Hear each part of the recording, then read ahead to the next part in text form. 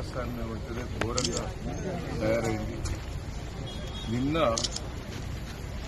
నిన్న మమ్మలను నేను విప్పు జారీ చేయాలి. ఆర్టీఓ ఆఫీస్ కూడా పోయేందుకు నాకు అనుమతి, కమిషనర్ ఆఫీస్ కూడా పోయేందుకు అనుమతి.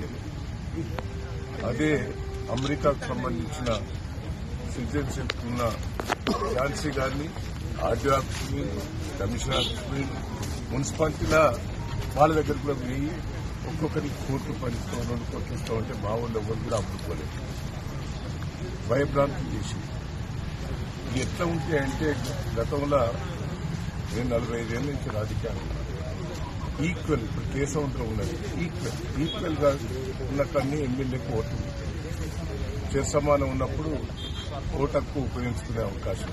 ఇక్కడ ప్రజలు తొర్రూరు పట్టణ ప్రజలు క్లియర్ గా మాకు 9 ఇచ్చారు, వాళ్ళకి 7 ఇచ్చారు. అంటే మేము మెజార్టీ ఈక్వల్ లేవు. సరే ఎమ్మెల్యే ఓటు ఉపయోగించుకున్నంటే అది, కానీ ఎంపీ కావ్య గారు వరంగల్లో ఆమె అప్లై చేసుకున్నది, వరంగల్లోనే నాకు ఓటకు కావాలని ఆమె పిటిషన్ పెట్టుకున్నది. ఆ పిటిషన్ ప్రకారంగా ఆమె పిలిచిండ్రు, ప్రమాణ స్వీకారం చేసిండ్రు. ఇక్కడ నీకు ఓటకు కల్పించినామని క్లియర్ గా వాళ్ళకు ఆధారాలతో ఇచ్చింది. 3 రోజుల బట్టి మేము ప్రయత్నం చేస్తున్నాం ఆర్డీఓ గారి దగ్గర, కలెక్టర్ దగ్గర, మున్సిపల్ కమిషనర్ దగ్గర. ఏమో ఓటకు ఇక్కడ ఉపయోగిస్తున్నదట, దాన్ని ఆధారం ఇవ్వండి అని మా కోర్టు వాళ్ళు అడుగుతున్నారు. 3 రోజుల బట్టి ఆధారాలు కూడా ఇస్తారు. ఇవాళ ఓటేసి అది ప్రజాస్వామ్యం వేసినాక ఒక్కసారి ఆలోచించండి. జనగాంలో ఇద్దరు సమానంగా ఉంటే మామూలు గుంజి కాంగ్రెస్ పార్టీ సమానం వస్తే ఆడ టాస్ల వాళ్ళకే వచ్చింది. తొర్రూరులో టాస్ల చైర్మన్, వైస్ చైర్మన్ వాళ్ళకే వచ్చింది. అంటే దీంట్లో కూడా మోసం. ఈ టాస్ పెట్టే కాడ కూడా వాళ్ళ అభ్యర్థుల్ని పేర్లు రాసుకొని వాళ్ళే మొత్తం పెట్టినట్టే మాకు అవపడతారు. మళ్ళీ చూపెట్టమంటే మా వాళ్ళు అడిగితే కూడా చూపెట్టే పరిస్థితి లేదు. ఎట్లా తీసిందనే చూపెట్టారు. అంటే నాకు బాధ అనిపిస్తాను, పక్క ఏడుపు కూడా వస్తుంది. ఏంది ప్రజలు ఇంత మాకు పట్టం కట్టిన తర్వాత ఎందుకు ఇట్లా చేస్తున్నారు ఈ ప్రభుత్వం, మరి అధికారులు ఇట్లా ఎందుకు చేస్తున్నారు? నన్ను తీసుకొచ్చి నన్ను ఎందుకు తీసుకొచ్చి ఇక్కడ పోలీస్ స్టేషన్ మా వాళ్ళందరినీ అది చేసినాడు.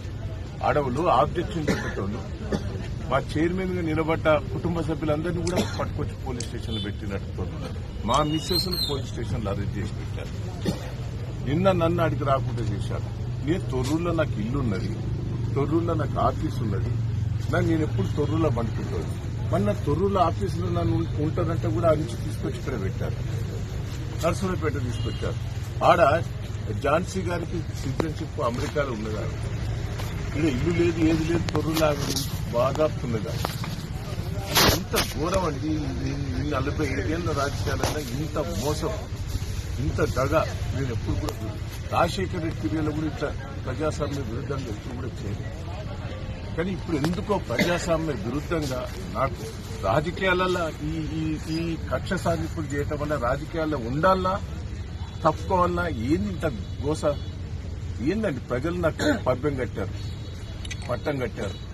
సర్పంచ్ ఎన్నికలలో మెజార్టీ సీట్లు ఇచ్చారు. నేను 46,000తో ఓడిపోతే నాకు 2,000 లీడ్ ఇచ్చింది సర్పంచ్ ఎన్నికలు. పెద్ద పెద్ద గ్రామ పంచాయతీలని నన్నే గెలిపించారు. ఏదైనా మున్సిపాలిటీ కూడా మెజార్టీ వచ్చింది. ఇంత ప్రజాస్వామ్యంగా వచ్చిన దాన్ని ఇంత దౌర్జన్యంగా చేస్తా నాకైతే బాధ ఉన్నది, నాకు ఏడుపు వస్తున్నది. అసలు రాజకీయాల్లో ఉండాలన్నా, రాజకీయాలు తప్పుకోవాలన్నా అనిపిస్తారు. నాకైతే ఇంత గోస, ఇంత ప్రజాస్వామ్య విరుద్ధంగా చేస్తుంటే ప్రజలు పాపం సంతోషంగా ఉన్నారు. కార్యకర్తలు కూడా రాత్రింబవలు కష్టపడ్డారండి. మా కార్యకర్తల కష్టం చూస్తే నాకు బాధ అనిపిస్తాయి. ప్రజలైతే కార్యకర్తలు 2 రోజుల బట్టి భోజనం లేకుండా 10,000 మంది కార్యకర్తలు వచ్చి రాత్రి వాళ్ళు కష్టపడ్డారు నా కోసం.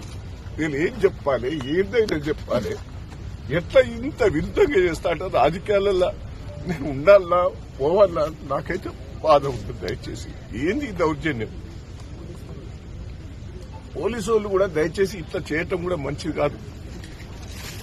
కేసీఆర్ చూస్తే ఒక పక్క అభిమానం, దయానంద్ చూస్తే అభిమానం ప్రజలు. కానీ ఇంత అరాచకాలు చూస్తుంటే నాకైతే ఏమన్నా చెప్పండి. నా కార్యకర్తలకు ఏం జవాబు చెప్పుకోవాలి? కార్యకర్తలకు నేను ఏం జవాబు చెప్తాను? పాపం తెగించి పనిచేసేది రోజు జై తెలంగాణ. మా కార్యకర్తల కష్టం చూస్తే రైతులకు బాధ అనిపిస్తారు. ప్రజలైతే కార్యకర్తలు 2 రోజులు బట్టి భోజనం లేకుండా 10,000 మంది కార్యకర్తలు వచ్చి రాత్రి వాళ్ళు కష్టపడ్డట్టు నా కోసం నేను ఏం చెప్పాలి, ఏదైనా చెప్పాలి, ఎట్లా ఇంత విరుద్ధంగా చేస్తా అంటే రాజకీయాలలో నేను ఉండాలా పోవాలా నాకైతే బాధ ఉంటుంది.